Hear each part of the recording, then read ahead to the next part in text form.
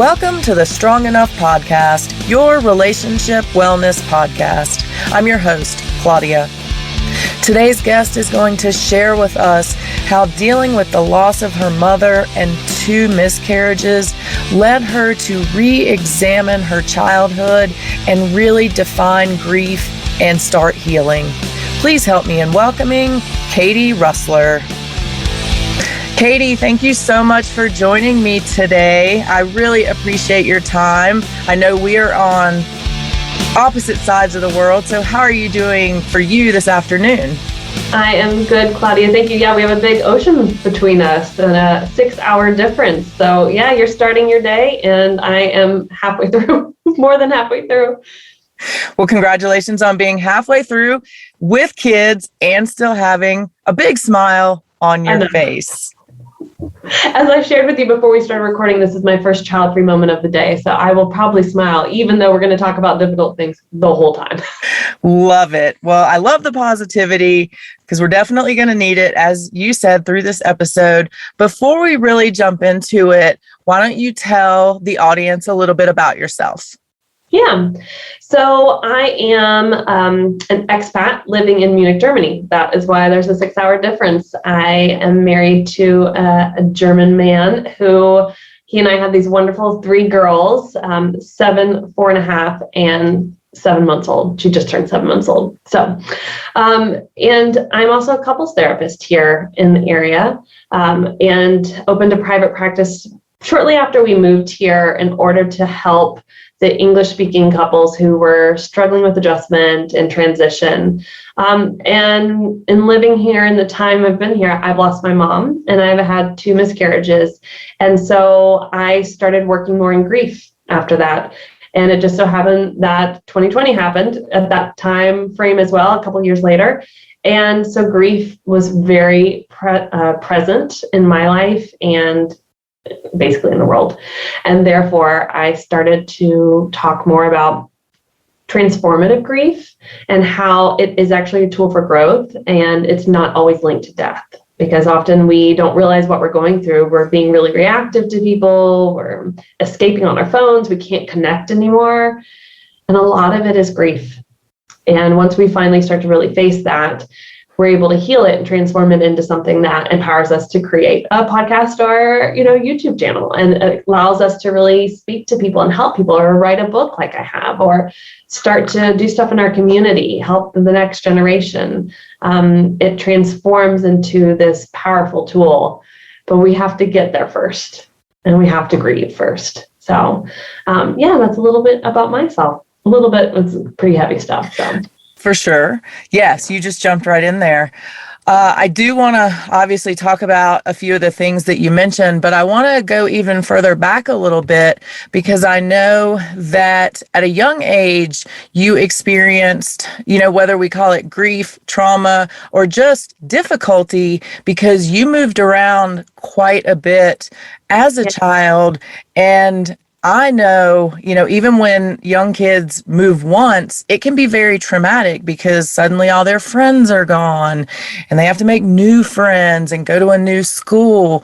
So will you talk a little bit about how that was as a child and how that affected you? Yeah, so I grew up in a military family. My dad was Air Force, and we moved every 2 to 3 years. And in fact, the 4 years of college was the first time I stayed in one place that long. Oh. So, which was, and I still moved dorms. So I felt like I'm still moving. Everything's good. You get a little antsy when you move that much, but there's a grief process in regularly pulling up those roots, and then transitioning to a new place. The last place we moved to was right after my parents divorced, and it wasn't I don't want to say military friendly area, but if you're military, you understand there are areas that know military families come and go, and they're very welcoming. And then there's areas that are not used to it. And so they're not always like, oh, they're new, we should really bring them in, even though we were in the South and in Alabama. So it was a transition of having to go to a high school where it'd be the new kid in 10th grade and, middle of your high school time. But I think the biggest thing it taught me, one, is adaptability. and a big reason why it worked for me to move back to Europe, because we lived here when I was younger, was that I knew how to be flexible and adaptable and enjoy talking to people. So that made it much easier as well. But also, I think it helped me to learn how to read people and to know like who's safe and not, and, get a feel for the environment quite quickly. Whether you look at it as little traumas, having to like uproot all the time, or just things that really, it hurts. It's very hard for a kid to leave what they call home and then have to call a new place home. It's done every day. We see it still in military families now, but it is very hard. And over time, you do have to kind of say, like, who are the safe people to talk to and who's not? And this is a new environment, and you have to assess things differently and almost look at it from a different lens at a very young age. If you've been a military kid as well, you learn very early on how to shake hands properly at events, and like all of these things that other kids my age weren't learning, and they weren't having to go to these dinners and such. And so it was in some ways a wonderful, beautiful childhood of a lot of learning. In other ways, I grieve that I didn't get to have like those friends that knew you like your whole life. Now through social media, you can connect with those people and things, but in general, you didn't have that. So the negative sides that I found were just the constant need for adjustment. I mean, there's the positives and the negatives of it, and how exhausting that can be, and emotionally exhausting. And it wasn't until I had my mom die and the miscarriages that I started to reflect on my life and look at grief. And I realized, oh my gosh, all of that was grief. Like I was constantly having to grieve, but it's, suck it up, move on type mentality in that world. And like, this is what we do. We come together as a family, and this is what we do. We push through, and you're like, but I have feelings about this. I put this in my book as well. I talked about the stages of grief as a military kid and what we feel, and how that looks. And it is challenging. But it wasn't until 2018 that I realized I still have grief from all those moves. And I have a lot of, who am I? Because when you have to adjust that much, you kind of go like, well, do I really like what I like? And, I, growing up with a Southern family, the term y'all, we say y'all, right? We moved from Mississippi to Washington, D.C., and I got made fun of for saying y'all. And for the longest time, I would never say that. And I had a very no Southern accent. And I went to college at Mississippi State University. And I remember one of the dads of a girl who lived in my dorm going, "You don't sound Southern." And I was like, why? He's like, "You don't say y'all." And I said, well, I used to get made fun of. And so I learned to cut that out. And then I realized, like, hey, I'm in the perfect place to use this word again and to let that Southern twang happen. But I realized I had made a part of me much smaller than I needed to. And so a lot of my process and my grief work is, who am I in this, this stage of my life? I'm not having to move anymore. I can say y'all here, and they think it's cute, whatever. And it's okay. But it's grieving that I had to change in the past, that I couldn't be myself back then. I think that's really interesting. A lot of it obviously is interesting. I am also from the South. I also do not say y'all. Just now saying it, that's probably the first time I've said it in gosh knows how long. But I quit doing it for different reasons. I just really equated, or I felt like other people equated Southerners with dumb people. And I didn't want to be a dumb person. So I did everything I could to reduce my accent. I can say one syllable words now, which I couldn't for a really long time. Don't say y'all. But it's interesting kind of the reasons that we do certain things like that. So did you ever have any resentment towards your parents as you were growing up for moving, or did you not even know to do that because that was just life for you? That was normal. When I would say like 12, preteen, that's when I started to really resent it. Because as a kid, you're like, oh, this sucks. Okay, I'm moving on.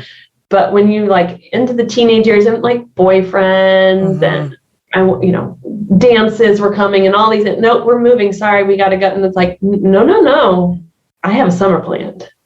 And then, no, our summer is moving. That was hard. And it was also hard not knowing until months before where we were moving.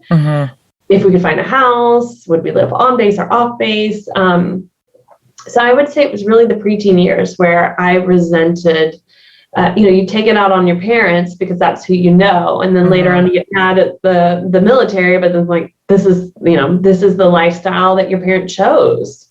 And so there was a lot of resentment and frustration over it. And then my parents divorced when I was 13, 14. So it was like 12, I know what we're moving. I don't like that we're moving. Oh, and now you guys are going through divorce. So it all compounded at that time. And there was a lot of anger. There was a lot of like, just why are you doing this to me? Right. Because at that age, you're the victim of everything, right? Everything. Why do you do this every time to me? And it's very interesting because my brother is 4.5 years younger than me, and hearing him talk about that time, what that was like for him and what it was like for me, I was just so in my own world that I was like, oh, wow. As a kid, this is what you're going through. As a teenager, this is what I was experiencing. And we had different views on all of it. And his moving, obviously, he didn't have to move as much as I did. Right. But it was still, for him, it was like normal. And then starting early middle school, he stayed in one place the rest of the time and didn't have that adjustment. And so our childhoods are very different in that way. Yeah. Did you have any jealousy over that? I don't think I ever felt jealousy, but there was like frustration if he ever complained about something. I would be like, dude, really? You have no idea. Like that's the hardship you're going through. But in general, I was very protective of him and like a second mom. My mom, when my parents divorced, my mom went on to law school. That's why we picked where we lived. So she could go to law school. And so I was taking care of him while she was in class and all those kinds of things. So yeah, there wasn't that, because of the age difference, there wasn't so much the like resentment and like, but as much as like, let me tell you back in my day, right, this is how, things were like, I had that more mentality with him. Yeah. So fast forward to a couple years ago when you really went through some difficult times, and that's what really taught you about grief and allowed you to examine grief from your past. So what was it like for you to go through those traumas, really just one after the other with your mom and the miscarriages? Yeah, it felt very much like waves crashing over you. You can't stand up and you're like, no, come on, just let me just stand up and breathe for a second. Every time I feel like then there was another crash. It was such a shock to the system that like even talking about it now, I feel my body kind of like, woo, like, you feel the residual energy from it. The call, my brother had to call me about my mom. They found her in bed, and it was surreal. I still replay that. And when I was writing my book, I needed to go there. I needed to go back and talk about what it feels like, that shock experience. Because it's not just with death that we experience that shock experience. There are many other things that cause grief that we can feel that like, wait, no, what? No, this can't happen.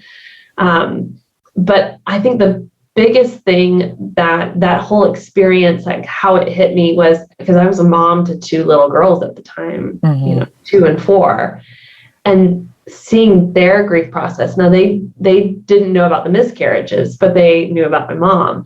And so seeing them grieve and like ask questions while I was having to do my work, because had I not, like, I would just be an angry mom all the time. Right. That was like a really beautiful and difficult process. Because 2, not so much. They're just talking about Grandma Helen all the time. But 4.5, it's like, wait, where is she?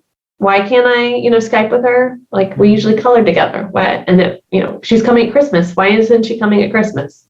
So there was this constant need to talk about it because children need to process it multiple times. And it was like, there was just days where I was like, honey, can you take this question? Because I've cried enough in front of her. I'm going to go over here and just like, be in my own space. With the miscarriages, that very first one happened when I went back to the States. We'd seen the heartbeat, and I was flying over to be with my sister-in-law for her baby shower, and I was super excited. So only my aunt knew that we were pregnant, because I was like, somebody needs to know. And we were driving to my grandmother. So it was like a 6-hour drive from my sister-in-law and my brothers to my grandmother's. And we stopped at a gas station. And I was like, well, something's happening. And thankfully, we were 45 minutes from Mobile, Alabama, where they have a great women's clinic. And went there, and they took great care of me. But I was every 2-3 days back, and because we weren't sure. So I was back and forth. My family lives in Biloxi. So it was it was a different vacation than I thought. I was going there to grieve my mom, to have to be there for the baby shower, but also to just be with my family and grieve that she was no longer here. And it was at about the 8-month mark, I guess, after she had passed. And so it was really divine timing that I was there in a space where I felt very warm and comfortable and safe. That I could go walk on my grandparents' land barefoot and sit by the magnolia tree and know my mom was right there as I go like, what the hell just happened? Why is this occurring? And yeah, you look back at those experiences and you can see pieces of why things needed to happen. Some of it created some closure that I really needed to have. Some of it was I was really at the right place for it to happen if it was going to.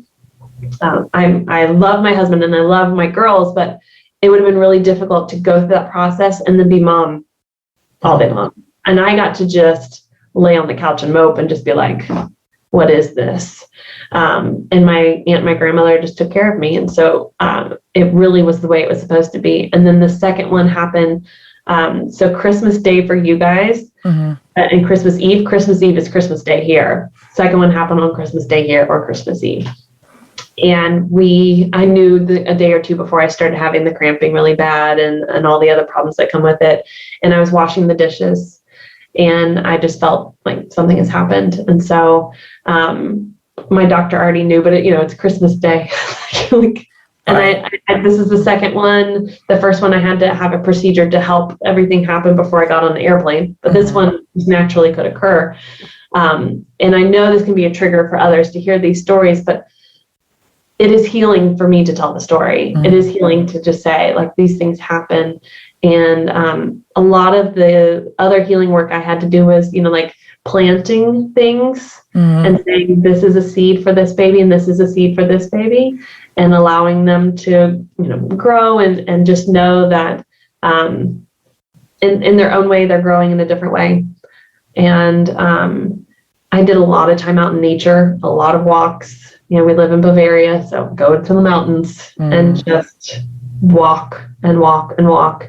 A lot of writing, talking to friends. Thankfully, I knew a lot of people who came out of the woodwork after the first miscarriage, because it was like, oh, I've had, and I'm like, what? You never told me. Like, well, people don't talk about these things. People don't just say like, oh, by the way, here, let's sip our wine together. And it's like, right.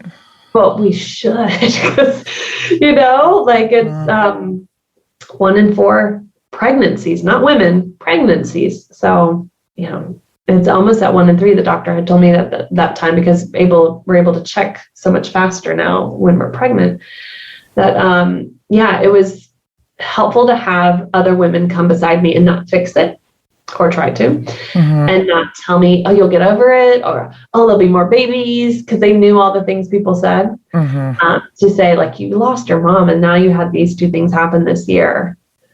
I'm just going to come sit by you.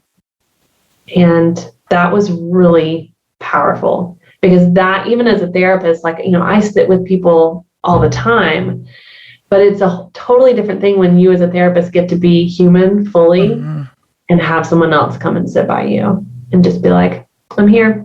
I've been there. You got to go through the fire, but I'm here. And there's a sort of an anonymous quote that I love, that is, we have to go through our fire so that we can walk out with cool buckets of water for the next person. And it's allowing them, like, they're going to have to go through their fire, but we have some tools, we have some things that will help cool them off in the process. And so that's been my goal ever since. And all of my grief work was, okay, I have these buckets of water, and I know I'll have other grief processes in the future, but right now, here's what I can give to others who are going to go through whatever grief they're going to go through. And as we saw last year, and this year is quite prevalent, that needed.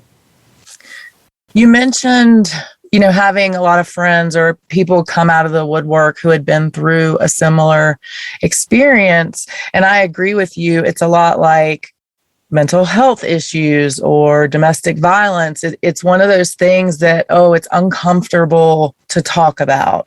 And so we just keep it inside. So how different was it for you to not have to do that and to be able to share and then learn that you had that similarity, with so many people that were there for you? Right. I realized pretty early on how much society puts us in a shame cycle about it and makes it this thing that we should be embarrassed, we should feel ashamed, there's something wrong with us. And I just thought, like, well, that's bullshit. Like, how is there something wrong with me? I didn't choose this. I didn't ask for this. With my mom or, with the babies. And so very quickly I was like, no, I'm going to talk about this. And so, online I talked about it. I just shared because it's like, no, this is so normal.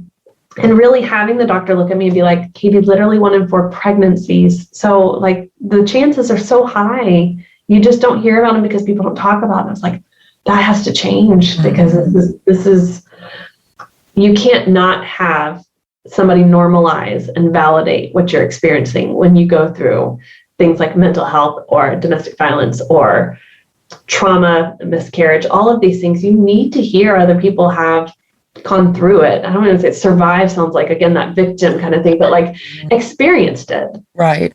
And how they're living life in a certain way now because of that catalytic event kind of thing.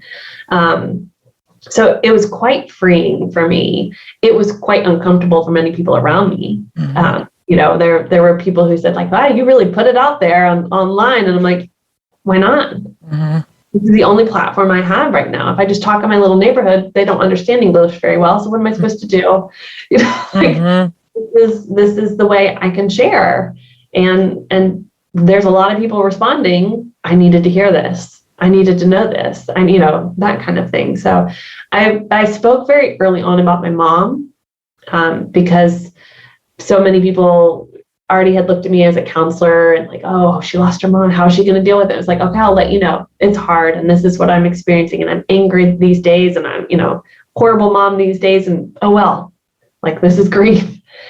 And then with the miscarriages, I was like, well, I'm already here. Let me start sharing these things. And then the pandemic, like, well, let me share about this. It just hasn't stopped. I feel like it's like, well, how about you talk about this now? And how about you talk about this now? But literally March of last year, after like just hearing everybody's stories, because when you start to open up, other people start to share. Right.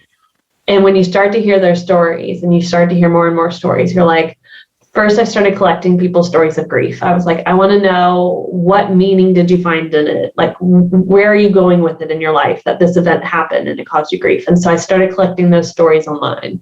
And then I was like, I'm going to write a book. And at first I thought it was going to be a book with these stories like Chicken Soup for the Soul kind of thing. Let's do this. And I was like, no, because those of us who are telling our stories have already understood that grief is different than what society wants us to think. There's something wrong, stop talking about it, it's private, keep that to yourself. I need to write a book about how this needs to change. And so it's called the new face of grief, because I was like, it's time to have a new face to grief. And so I have these women's stories in it from all around the world. And I'm like, here, that's grief. And it's okay. And here's grief. And this is okay. And my hope is that it breaks that stigma and the shame around whatever caused you grief, whether your pet died, you didn't get the job you wanted, or you had a childhood that really damaged you because of adults who are really broken. Whatever it might be, we can go to the spectrum, or a death. Mm-hmm. All of it is grief, and all of it is true and real, and your experience is yours and should not be shamed or boxed in by anyone. So it's having those people share their stories kind of was like no, this needs to get out. More and more people need to see that, hey, this is normal. And I would honestly say if we boxed in all of us together, we've experienced some pretty traumatic and lower traumatic issues, all of them trauma, we're the majority. And yet we're being shamed to not talk, and felt guilty for, oh, I made you uncomfortable. I'm sorry. Like, no, right. That's your issue, not mine. So, yeah. How difficult was it for you to kind of shed that therapist skin? Because we look at our therapist as these rocks, like obviously your life is perfect. You can handle everything. Right. You got this. So how hard was it to say, no, I'm a person just like you. Right. I'm going to grieve as well. Right. I think I'm still working on that. That is something I realized the military kid in me who was always adapting and really good listener and really able to say, like, listen to what people said and reflect it back to them really well. It's always been a part of me. I mean, my brother would even be like, turn off Counselor Katie. I'm like, I don't know how to. I don't mean to do this. It just happens. But what I've just realized is I can only be myself. And some of my qualities are very counselor-like. They've always been. Mm-hmm. And as much as I can pull back the layers for myself of like, oh, I don't know if I want to share that because they'll really see me. Well, then I need to share that, mm-hmm. Pull that back. But I have found not everybody wants to hear it. And like I said, that's okay. That's their stuff. Mm-hmm. But the ones who have valued hearing it, it's empowered them. And that's what drives me. So it's difficult pulling back those layers fully. And some of it I realize is kind of projected on me. I don't think I always intend to create this persona, but as you said, mm-hmm. like you said, therapist, and this is who they are. This is how they must live. Mm-hmm. They must have it all figured out and organized. And that I have a lot of courses that I created online for like relationships and moms. They were all created out of necessity for myself. So like I have a course called Healthy Arguing because my husband and I are great arguers. So I was like, okay, I need to work on this. So I'm going to create a course, which is going to challenge me then to have to work on it, or like, really getting organized in your home, not necessarily like everything perfectly in its place, but like thinking of your home differently than you normally do, more like a business. How do I organize these things? That was because I needed that. So everything I have created, courses, ebooks, all of it is out of necessity for me going like, I need this right now. I need to work on these. Like how to kid-proof your marriage. You got two young kids. How are we doing this, babe? I'm going to write about it. Like the new face of grief is the first piece where it's not me because I needed it, but it was me going like, nobody else thinks this way. Like, I need to bring everybody back in and go like, hey, no, this is normal. Right. Everything else was because I needed it. And the more that I shared that with people, they're like, no, I'm sure it's not that bad. I'm like, you write a blog post about, we fought about ketchup once, we're great arguers. Like, it's wonderful. And I always say arguing's not the bad thing. It's the fighting. It's the one that gets really bad. Right. So the argument is normal and healthy. We're very passionate, stubborn firstborns. That's not going away. And I'm very American in that, like, well, I think what I say is right. And he's very German and like, show me all the scientific evidence. So we clash a lot on those things. But I think that's the important thing is whatever you've gone through, you don't have to go and change the world. Even if it's just how you change how you interact with others, that is going to create the ripple effect. But if we keep playing that victim role of this happened to me and life keeps hitting me this way and hitting me this way and hitting me this way, then you don't feel like you have that control. But honestly, what has to happen is healing work. And the healing work comes when other people come beside you, and say, you're okay. I know it feels like you're alone, but you're not. Like, here's the tools that I use. Try it. See if it works for you, kind of thing. And I think that shift starts to help people feel more in control, especially over the grief process. It sounds like what you're saying is that the healing process really can't be done all alone. You need that support system. So what do you say to those people who either say and maybe it's true, they don't have a support system. I just have no one I can rely on. I have no one I trust. Or the people who are just very walled off, for whatever reason. Yeah. So they reject a support system. What do we say to those people? Yeah. So the ones who say, like, around me, nobody's safe. This isn't, a good, that is some part of why the internet is beautiful, because we can search online, support group in whatever specific thing, and either find, right now, most things are online, but online or in person. And it's okay if you don't know anybody there, because you'll know them after the first meeting. Like, it's always that, and maybe that's me being like the new kid every year. It's like, you'll know everybody by the end of the hour or whatever. Like, it's okay. I know that there's a lot of situations in which family members are not safe and friends are very judgmental and things. So it is about you saying, okay, I'm really tired of these unhealthy, unsafe people around me. I want to find that safe person. And so if it's finding a therapist is the first step, or a coach or somebody that you feel like, okay, this is the first step I want to take. Then you maybe go to them, and we're all trained with, to look for the resources. So it's like, oh, I know about this group. I know about this community of moms. I know about these couples who are struggling or divorce or whatever it might be. And then it's about the confidence to go and to show your face. And that's sometimes the problem. When it's I don't have anyone safe, I'm also afraid to really show what's going on. Now, those who box themselves in, I understand that personality type as well. I have many in my family like that. And so I get it, save face. I'll just keep it in. But what happens is we implode and we have health issues. We have the migraines, we struggle with sleep, we have the backaches, we have, our bodies and they're so connected. Everything's so connected. So when you're holding in that grief and that pain, you think you're holding it in really well, but it starts to seep through your pores almost. I remember telling my husband, like, I really feel like the phase of anger and grief, like, I skip over that. I just go straight to sadness because I know that's what it is. I'm just sad, and he's like, no, you come out, that comes out. We all see it. Maybe you don't, but it comes out. And I was like, oh, well, I just really forgot, and he's like, it's like, it just like, and I was like, okay, it does. It comes out. It comes out how we speak to people. We become passive aggressive or reactive, or we recluse from healthy connection.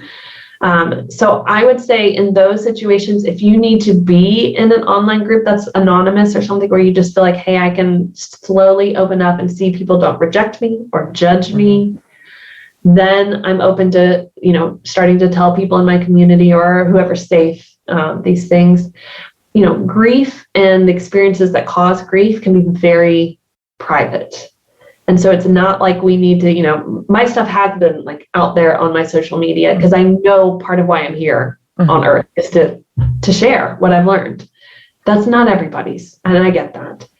So it is about who is that safe person, that first safe person that you can go, my friend Kelly, I'm just gonna say, Kelly, I have some things going on. Is there any chance we could talk? And then she says yes, and it's like, I'm here for you. Okay, one step forward in the safe category. I need to be able to say these things to you and you not judge me. I can do that.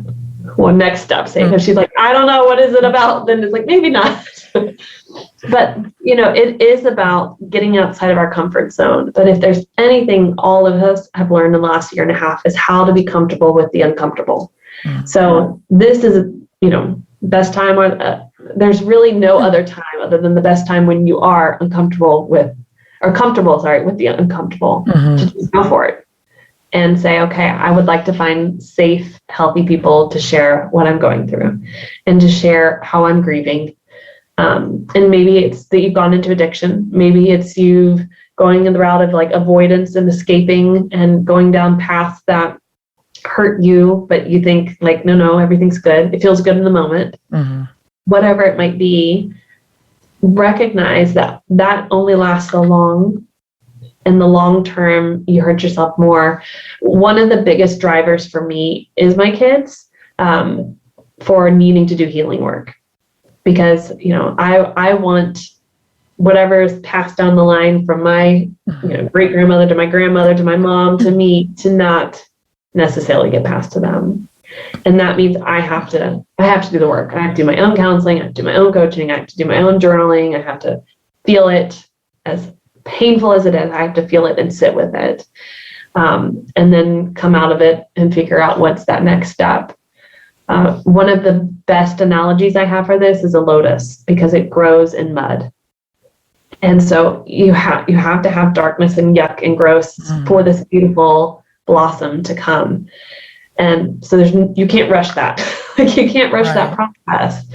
And so that, I think inevitably you can hide it, or you can say there's no safe people.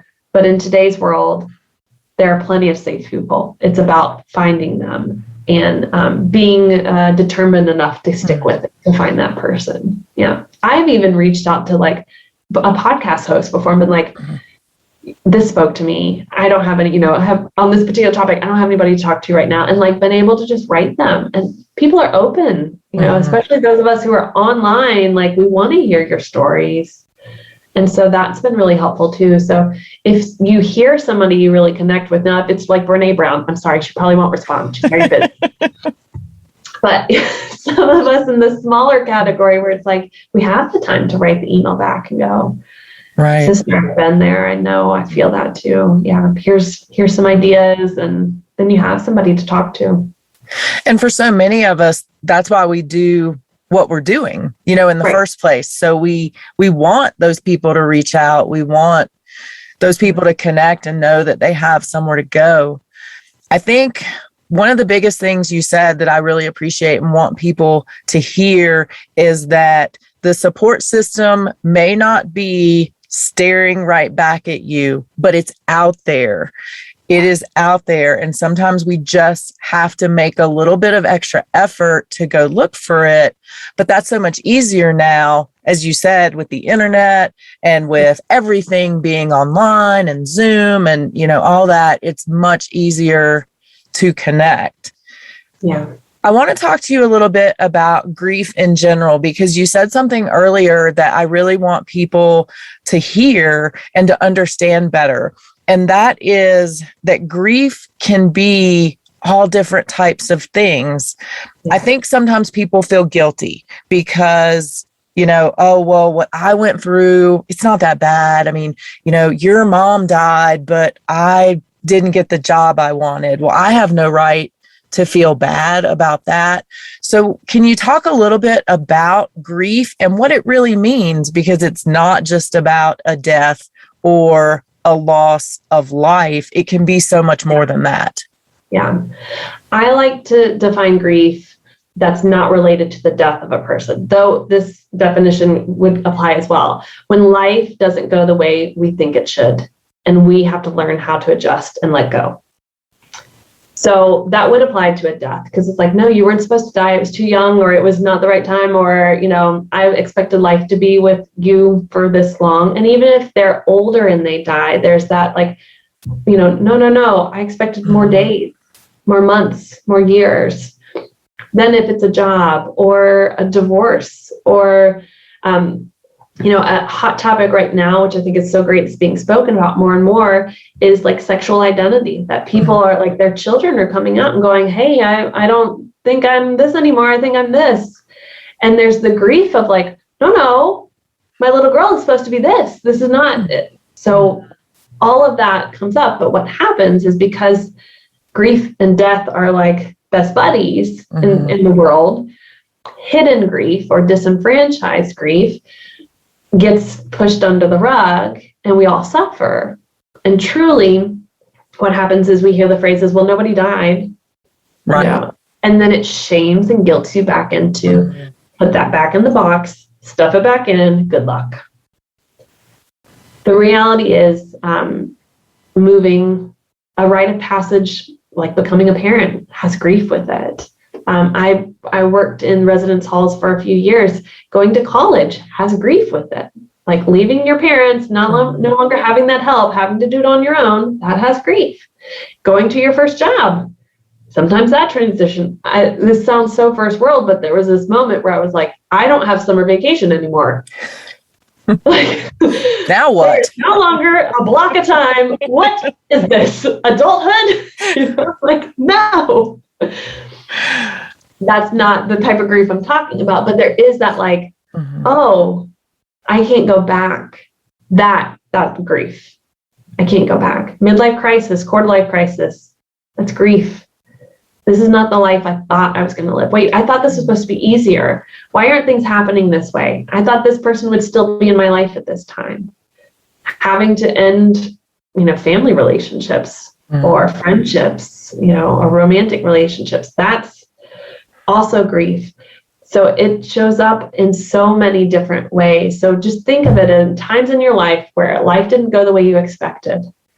And it was a shock to the system in a way. And I had a friend once say, it's like you didn't get your Cheerios and you kind of temper tantrum about it. And I was like, yeah, some grief is that. Yeah. Where it's like, well, this was supposed to be the way I'd said it should be. Instead of like, okay, well, life comes with positives and negatives and ups and downs, and that's normal. And there's no good things happen to only good people. That's not life.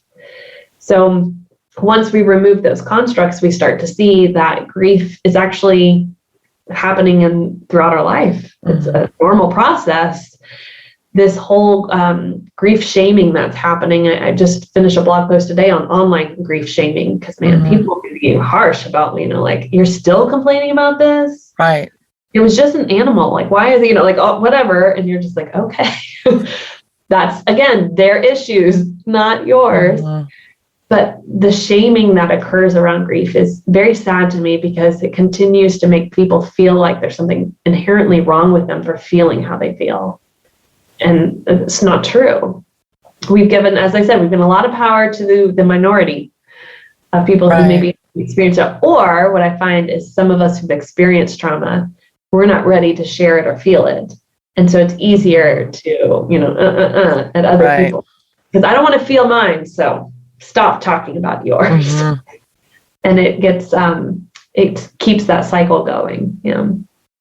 How did you get to that place of understanding what grief is and formulating that definition? Because the things that made you really realize a larger piece of grief were losses of life. Right. Well, like I shared, once I had those experiences, and then I started to like think about my whole, again, you feel the grief and you're like, oh my God, I felt this before. Okay, when my parents divorced, that was the first thought. I thought, man, yeah, no, life is supposed to be the four of us. And then it wasn't. So that. And then I thought, no, I felt this, even the moves, like I felt this in different times and in different ways. And then it was like, then it was just connecting the dots. And I have a little bit of a scientist brain where it's always coming in, and then all of a sudden it formulates and you're like, there's the perfect formula. There it is.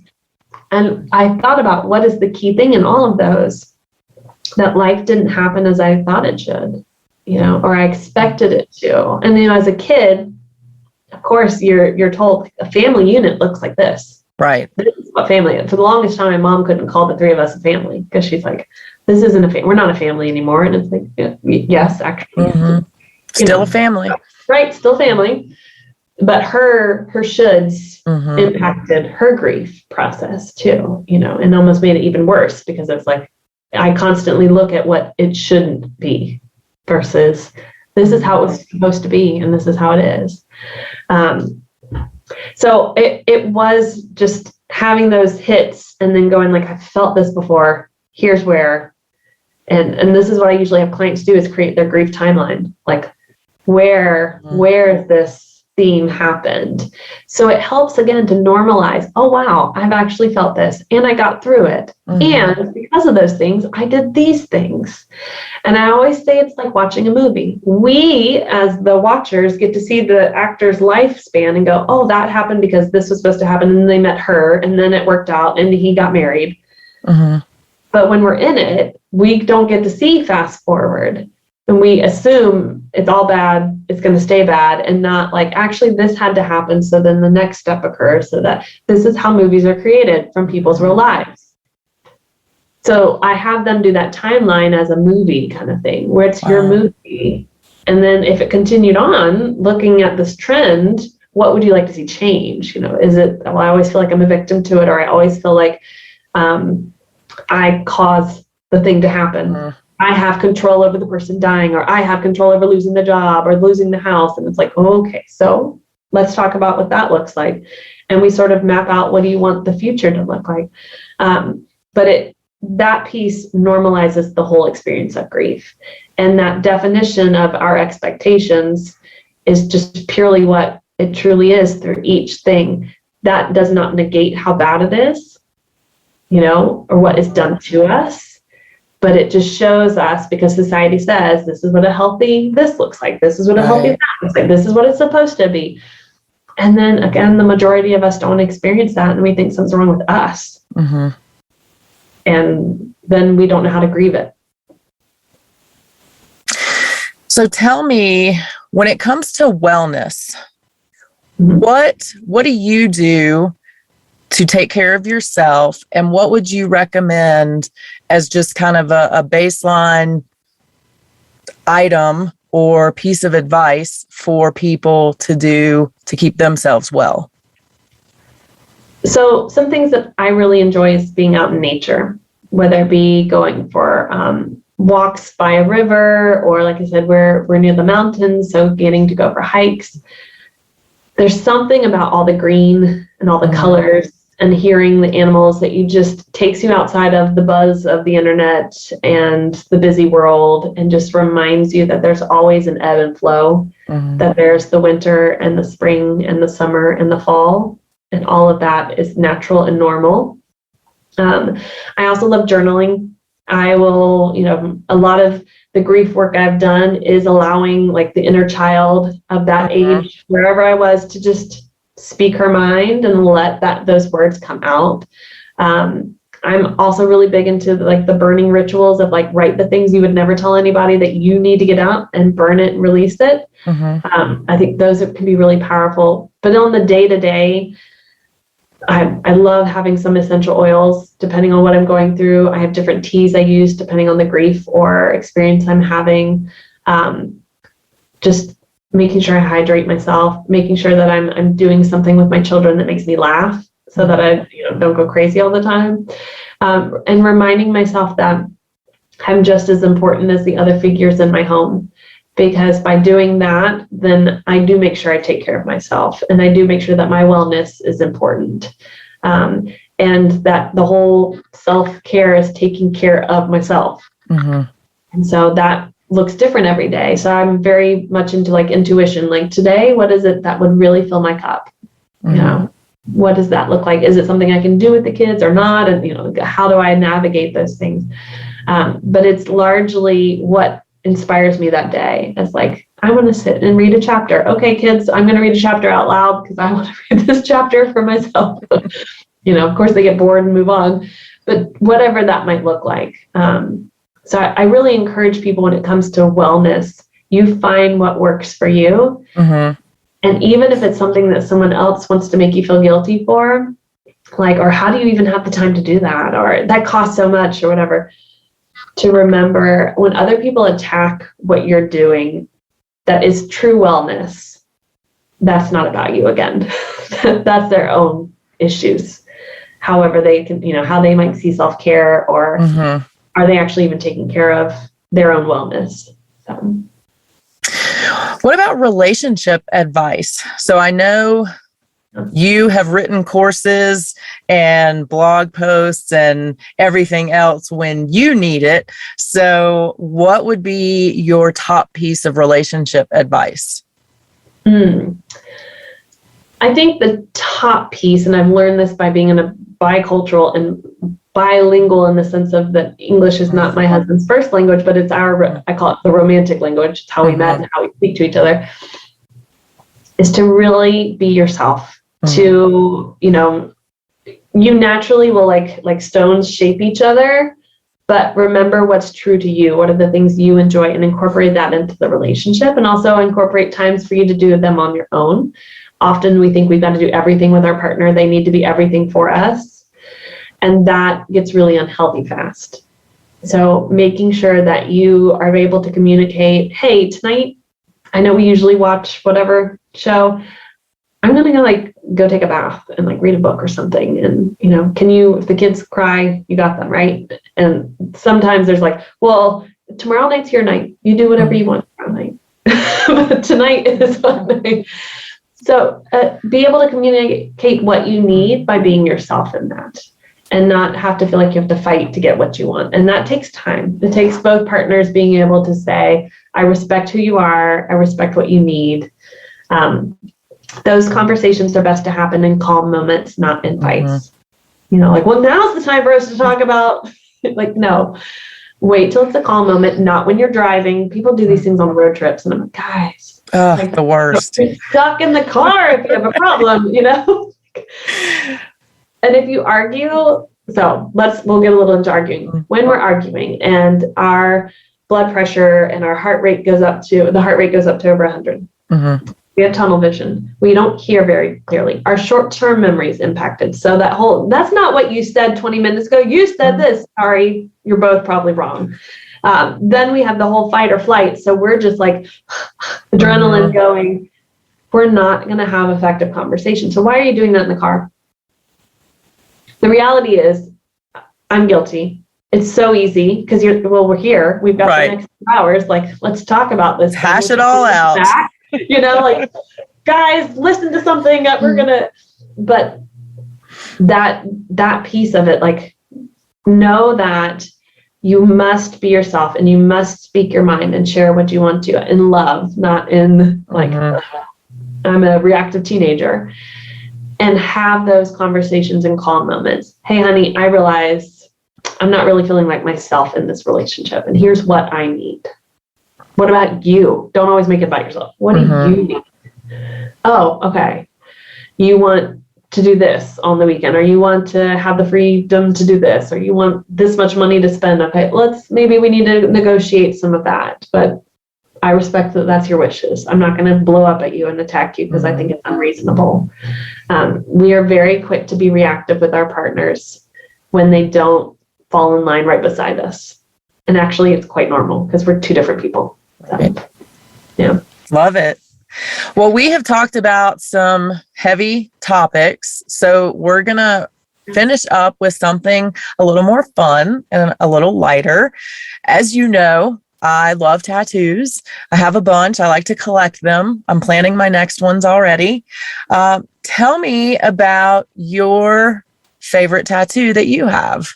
Yeah, so I have two darkened stars on my feet. They're on the inside of my heel. I got them when I was 24. My dad had a major surgery and kind of went wrong, and we weren't quite sure if he was going to make it. And I had that happen right after breaking up with my college sweetheart.